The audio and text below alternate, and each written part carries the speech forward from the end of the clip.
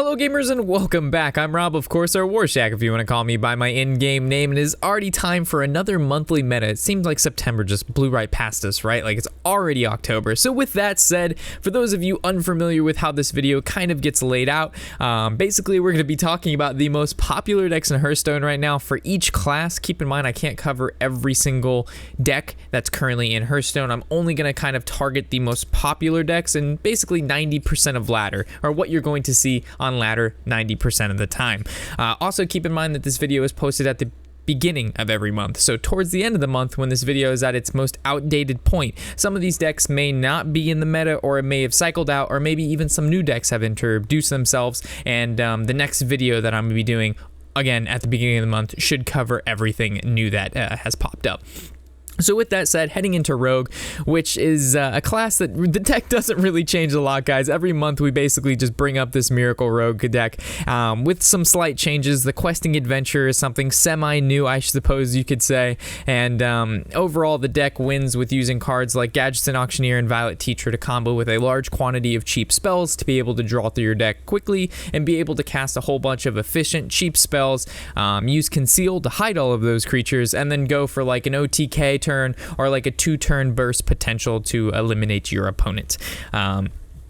That's basically how the Miracle Rogue has gone, and how I've said it in every other video talking about Rogue, because there really isn't any crazy good Rogue deck that you're gonna see on ladder. Miracle is just, you know, the most popular. There is, you know, a N'Zoth Rogue running around. There's a Tempo Rogue running around. But again, those aren't going to be some of the most popular Rogues you're gonna see. You might see them one in every 75 games, which is not, you know, we can't talk about every single deck like I mentioned before, but they are there, and if they happen to get more popular, we'll talk about that in the next video. The next class is going to be the Hunter. Sorry, there's only one Rogue deck, guys. The next class is Hunter. It is going to be the Super Secret Hunter list made by VLPS, which has gained a lot of steam, surprisingly, and the deck is really fun to run. It's not as good, I don't think, as the Secret Paladin that Mysterious Challenger was in, because we don't have anything like that, but we do have the Cloaked Huntress, which allows you to play all of your secrets for free. As you can see, this deck is jam-packed with secrets: Hat Trick, Bear Trap, Explosive Trap, Freezing Trap, Snake Trap, Snipe. So there's a lot of secrets in here, and a lot of synergy. The Eaglehorn Bow, the Secret Keeper, also with the Barns, since there's only a couple creatures in the deck, and one of them, especially Savannah Highmane, if you get that out of your Barns, it's almost not to say you've automatically won, but let's just say the favor of you winning that game, if you can Barns into a Savannah Highmane, has greatly increased. Also take note that the Call of the Wild costs 8 mana instead of 9, so this video is before the new balance changes have arrived, but I've already modified these decks to make the changes based on those modifications made to those cards. So if there was, like, you know, a mod or a nerf that hit one of those cards that greatly affected it and it's no longer good, I have taken it out of that deck and rebuilt the deck list for you guys, so it's, you know, it still works. The next one's going to be more of like a mid-range hybrid hunter, more so mid-range than anything. The tracking, not so much the tracking. What are we looking for here? The Kindly Grandmother is a good addition to this new mid-range list. Before it was, I don't even know what replaced Kindly Grandmother, to be honest. It might have been the second kill command and another 5-drop, but for the most part this is the very standard mid-range hunter you're going to see on ladder. The double Call of the Wild and the double Highmane is what really puts this deck together. Also the early game with Kindly Grandmother, like I said, King's Elk, Eaglehorn, there's a lot of early game sustain in there that allows you to play sizable minions, get that board control, and then you can just kind of wipe the floor with them when you can play Savannah Highmane and into that Call of the Wild. So not too much to talk about there with the mid-range hunter, which is surprisingly, again, a really popular deck right now. Heading into Warrior, at this moment there's a huge amount of Warrior, kind of different Warrior decks you're going to see on ladder. The variety is huge. You could go anywhere between Control and Aggro, and then even somewhere in the middle with like a Tempo Warrior, which would be the Dragon Tempo Warrior. So off the bat, we're just going to talk about the standard Cthulhu Warrior. This list doesn't really run Elise because they use their win condition as the Doomcaller with the Bran, and with this combination of cards, it allows you to play two Cthulhuns in your deck once Cthulhu has died. But you have to make sure your Emperor Thar is in hits, you're either Doomcaller or Brand, so you can play both of them in the same turn, which is kind of what makes this combo work, because currently Doomcaller costs 8, Brand costs 3, that's 11 mana, so as long as Emperor Tharzan hits one of those, you're able to play both in the same turn, along with, as long as your Cthulhu has died, therefore bringing 2 Cthulhus back and being your kind of win condition versus another kind of control deck. Versus aggro, you basically just, I don't want to say fatigue them out, but you make them run out of resources to the point where they don't really have any steam left, and then you kind of just play your big boys and win the game from there. And if it goes to fatigue, you've got armor, you've got Justicar Trueheart, and there's not really a worry past there. But again, the Control Warrior without the Cthulhu runs the Elise, but normally Cthulhu Warrior doesn't run Elise. There's some decks that do run it, but you actually don't need the Elise win condition because you have Doomcaller and Bran, and that kind of gives you a new win condition. That, you know, is pretty good. 2 Cthulhu, you play 3 Cthulhus in one game, and that's just a hefty duty. Moving to the normal Control Warrior list. This is my Control Warrior list at the moment. There's some slight, it's a little weird in my opinion. The Tinkmaster over Sparks, the double Ironforge Portal. Some people I've seen run none, some run 1. Also the Yogg Saron is a bit weird. With this new nerf to Yogg Saron, I'm still going to choose to play him in the deck because the stats show that he's still a good card even with the nerfs that hit this guy, and I'm just going to kind of test it from there. But if you want to change the Yogg with something else, it's totally okay. Putting in Baron would also be a good choice, as that's a sizable field removal. But besides that, this is basically runs the same way as the Cthulhu Warrior. With the aggro to mid-range deck, kind of just make them run out of steam and then win over with your big boys, or not your big boys, but just fatigue them out, honestly. If you just want to play the slow game every game, Control Warrior is your boy. Just make sure you kind of portion out your CCs reasonably, and it'll do the job. So between Cthulhu and Control, you basically play the same way, but you just have 2 different win conditions. This one's Elise and the other one is the Doomcaller into Bran. This next one is the OTK Worgen deck. Again, this video is being made before the nerfs, which means when the nerf happens and they change charge in this deck to it can't attack the hero directly, this deck will become obsolete, but until that time it is still a played deck. I'm not sure when the update is going to roll around, but they said sometime early in the month, somewhere between, I'm guessing, the 7th and the 8th is just an estimate. Or maybe even the 6th. They said before the last call tournament, which I think is being held on the 8th. I don't know.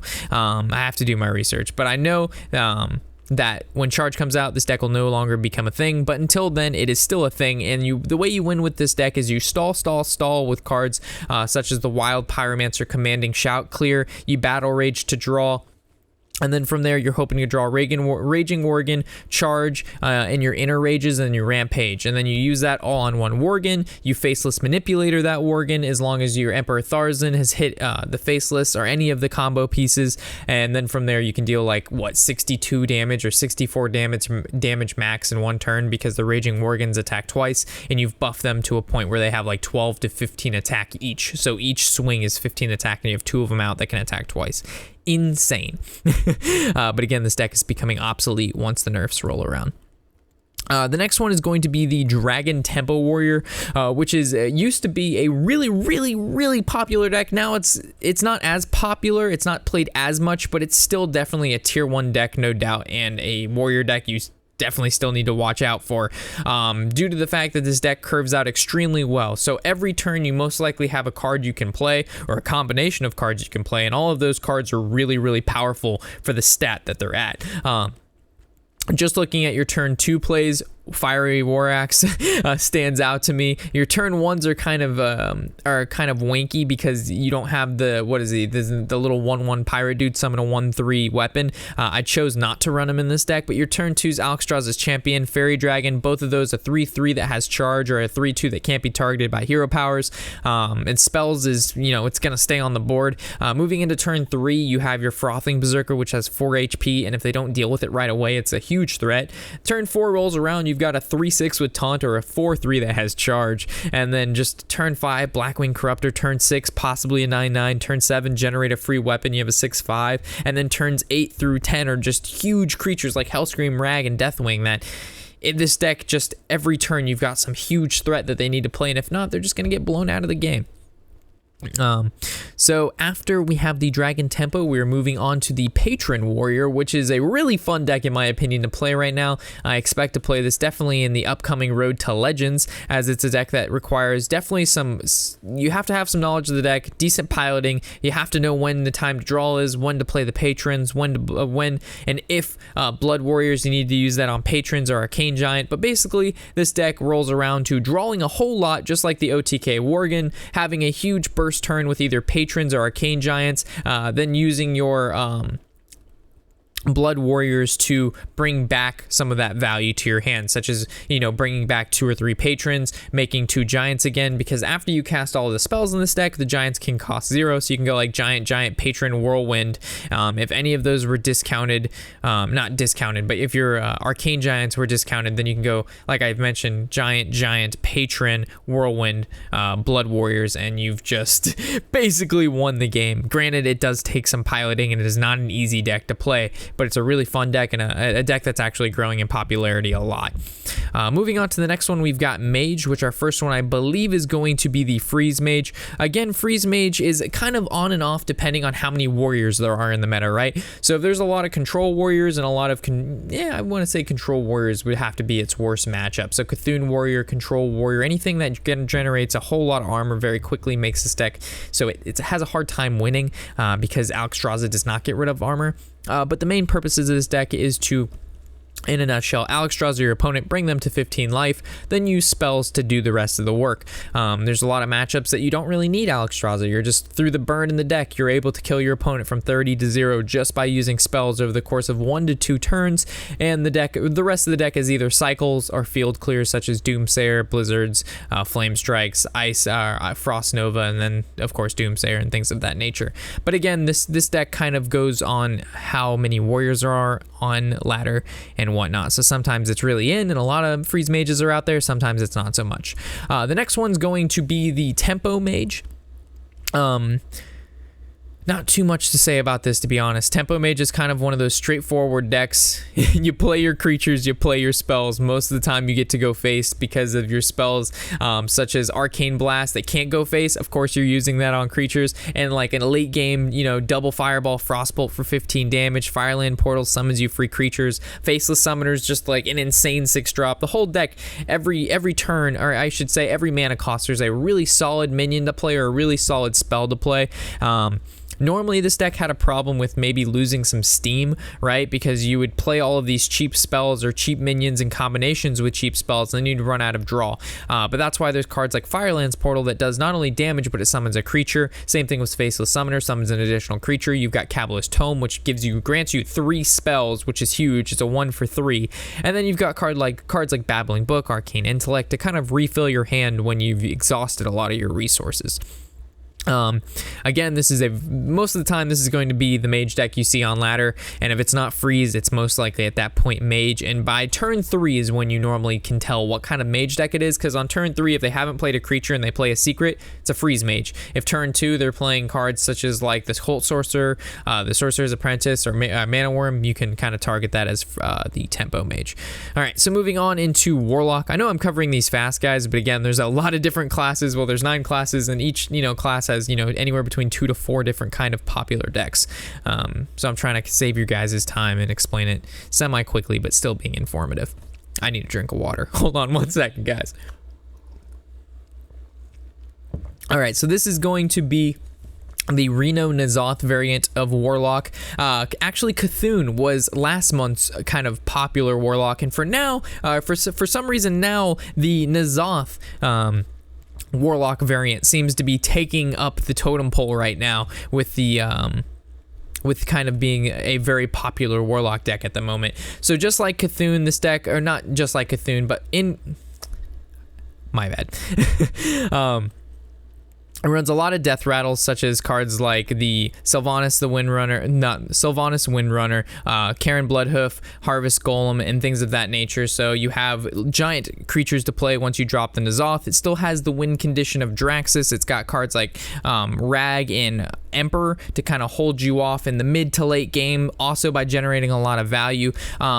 If you know me at all and have watched any of my Reno Warlock decks, I always like to throw in 2 Twilight Drakes, because just playing that guy on turn 4 is huge. And if you're trying to mulligan for a specific card, 40 to 50% of the time you can get it if you discard everything in your hand, maybe a little less than 40. But definitely by the time that you've drawn Reno, you've most likely drawn at least one Twilight Drake, and it's just an insane 4-drop to play. So if you want to make room for another Twilight Drake and remove a card, that doesn't seem to be working out for you, that's also an opportunity here. But what really makes this deck shine is, of course, the Reno Jackson, which is why you're running one of all these cards, and it says restore your hero back to 30 health. Which is insane. So you're playing against an aggro deck, they take you down to 5, 6, 7 HP. It's turn, anywhere between 6 to 8. You drop Reno, you've restarted the game, and they've conceded. And if you're playing against control decks, N'Zoth is kind of your win condition, or Lord Draxus at that point. Sorry for I don't know, I got so tongue-tied during the beginning of that. It was kind of sad. The next one's going to be Zoo Warlock. This is the kind of hybrid discard one. It's not shows, but it's not straight up Warlock where there's no discard, because there is the Silverware Golems and there are the Soulfires, but there's not the 2-drop 3/2 when you play it, discard a card. So it's kind of like half and half. Runs basically the same way as your normal Zoo. Very cheap deck to build, very competitive, runs very quickly. As you can see, the highest card in here is a 5-drop. And for those of you who are familiar with Hearthstone at all, you definitely know what Zoo is. So we're going to head over to Paladin. We're going to talk about the N'Zoth Paladin, which is most likely... it's between N'Zoth Paladin and then the Murloc Paladin are the two most popular Paladins right now, with this, of course, being the N'Zoth variant, but both of them run kind of very similar to each other.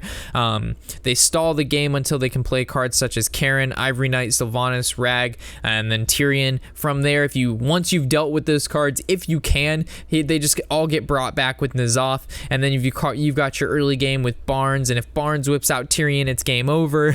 And there's also a decent amount of card draw along with Enter the Colosseum, which is my personal choice. You don't have to play Enter the Colosseum.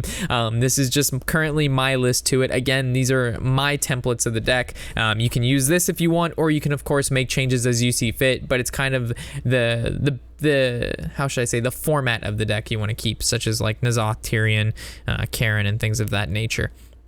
Very control-based deck. Honestly, I enjoy N'Zoth Paladin along with the Murloc Paladin a lot. It's a really different kind of play style to the Warrior, because you're not dealing with armor. You're dealing with more of being able to summon a creature every turn, which is good against a lot of different matchups, because armor, as it is, in my opinion, very control-heavy and very fun to play the late game, sometimes you're just not in for those 45-minute games, and Paladin is then your good choice.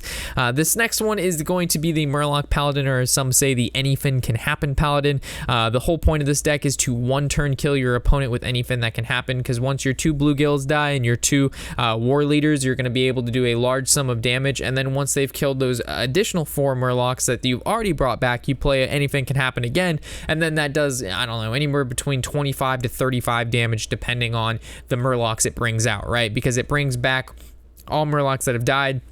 So if 4 war leaders died, it could go 4 war leaders, 2 bluegill, or it could go, 3 and 6. No. Yeah, it could reverse and there'll be more bluegill. So it all depends on kind of what it brings out. But your Anything Can Happen is your win condition. There's also games that you'll just win through playing Tyrion or Rag the Light Lord, along with either Sylvanas or getting another Anything Can Happen from your Ivory Knight. It all depends on your matchup. Against more aggro-based decks, you're going to be playing this deck very defensively, going very slow, making sure your opponent you keep niching at you keep knocking down their field, making it so they can't build what they need to be able to kill you very quickly. And then from there, you'll be able to win once you get to the late game with heavy cards such as Rag or Tyrion. And then against the control matchups, you don't really need to worry about surviving the early to mid game, because they don't have that burst potential with a huge board. You just have to worry about the late game, making sure they don't, hex your Tyrion or polymorph your Tyrion and things, or polymorph your Murlocs and things of that nature, so you can't get off a good Anyfin. Also, watch out for Counterspell and Priest, because Priest can thought steal your Anyfin, and that's always, it doesn't happen often, but you got to keep your sights out for these kind of things, folks. If you're going to play a deck that has, not that many win conditions, and there's a possible class that can steal that win condition, just be cautious. Sorry about the cut there, guys. I have no idea what happened. My XSplit kind of just crashed, and this is where it left off on. So we'll pick up with the Midrange Shaman. Keep in mind the Midrange and the Aggro Shaman are very similar decks, and you kind of play them the same way, but there's a few minor differences, such as the cards such as Doomhammer. The Midrange only runs one of those, as it's really not trying to push out the damage as fast as the Aggro Shaman, but it's still trying to do good damage. Also, the Thunder Bluff Valiants are in this deck, and they're not in the aggro, as the Thunder Bluff has to sit on the field a couple turns for you to really gain a lot of initiative and a lot of value from it, because you're going to be able to maybe make trades with your totems or deal a sizable amount of damage with your totems, but again, that requires you the Thunder Bluff to sit on the field a couple turns, then your hero power to take place. As the aggro, which is the next test on the list, it uses more of a cheap creatures, very powerful cheap spells to deal a lot of damage face as quickly as possible. This deck also runs the Alakir, which is a little bit he took a little bit of a hit because Rockbiter is not in this deck anymore, guys, due to the fact that Rockbiter does cost that additional mana, therefore making it not so great anymore. But you can still pair Alakir next to like a Flame Tongue totem, or you can just play him as a whole. I mean, he has Taunt, Divine Shield, Wind Fury. He's got it all besides Death Rattle, so he's just a good card at that, especially if you combo him with the Flame Tongue. Moving to the Aggro Shaman list, again, you'll see a lot of similar cards through the Aggro Shaman in the mid-range, and there's even some hybrids in there, but the decks are very similar as is. Instead of cards like we saw like the Alakir and the Thunder Bluff, we see cards like Dark Iron Dwarf, Argent Horse Rider, Argent Squire, and the Lava Burst. All of these cards are meant to, the Argent Squire can be paired next to a Flame Tongue totem, so you can deal 3 damage with it, and it has Divine Shield, so it's hard to get rid of. The Faceless is a 4-drop 7/7, but the interesting card in this deck, I think, is the Dark Iron Dwarf, and you're kind of like, well, why is that in here? Well, Abusive Sergeant used to be in the Aggro Shaman list, but Abusive Sergeant took a hit with -1 attack. So granted that the card is still good, what's a card that basically does the same thing but didn't get a nerf? And that's Dark Iron Dwarf. But the problem is, to run 2 Dark Iron Dwarfs, then you'll compete with your 4-drop 7/7, and on turn 4, your 4-drop 7/7's almost 99.9% going to be the correct play, unless you know they have like a sap or an execute and you need to play around that. Then Dark Iron Dwarf is good. But if you run 2 and 2 and you have both in your hand, it's definitely going to slow your roll, as this deck is meant to push out damage ASAP, and bogging down your hand with high drops or cards you can't play one after another is not what this deck is aiming for. But overall, pretty, I don't want to say simple deck to pilot, but this is one of the more easier aggro decks to pilot, as most of the things are just go face.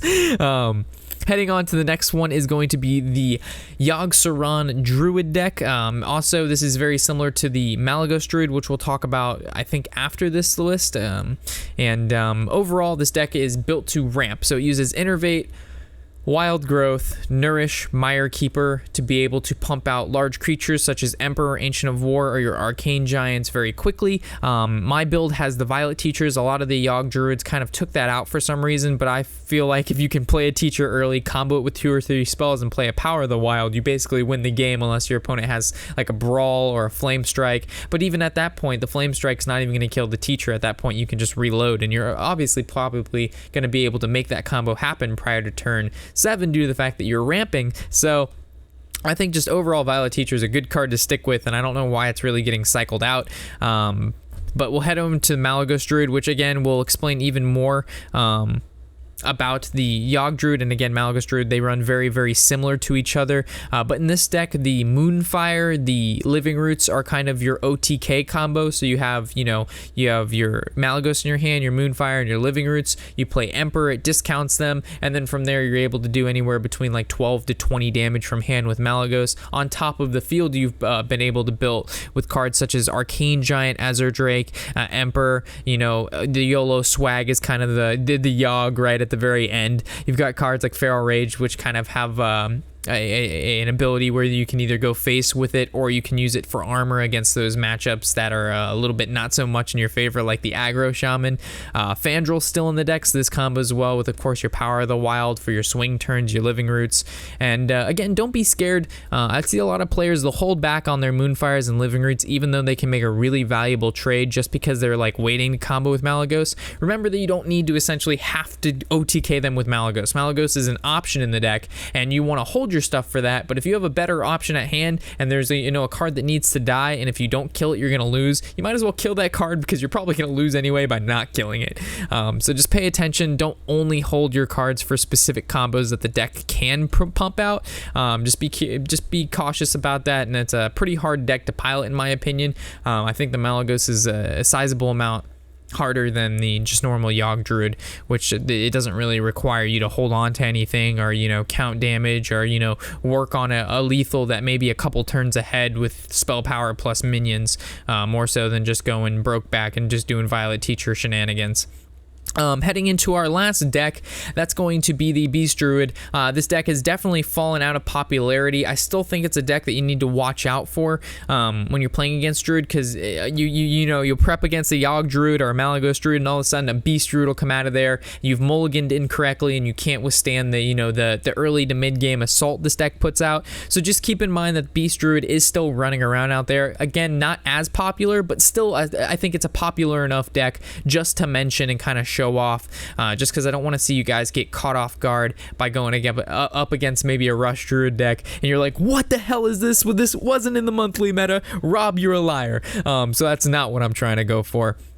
So again, can't cover all the decks, guys. I'll do my best to cover as many as I can each month that really stand out to me as like, wow, that's a really this is a deck I've been seeing a lot of, and you guys definitely need to watch out for it, or at least know about it so you can play against it effectively. So with that, if I happen to miss out on anything or I haven't explained something well enough, feel free to leave that in the comment section below, and I'll try to get back to you as soon as possible.